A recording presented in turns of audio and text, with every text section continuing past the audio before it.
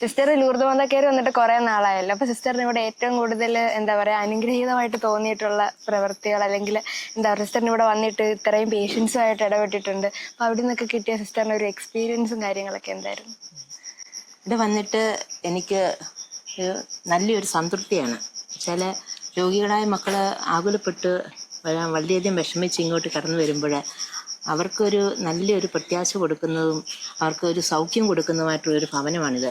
പ്രത്യേകിച്ച് പ്രാർത്ഥനയുടേതായിട്ടുള്ള അന്തരീക്ഷം അത് പറയാതിരിക്കാനൊക്കെയില്ല.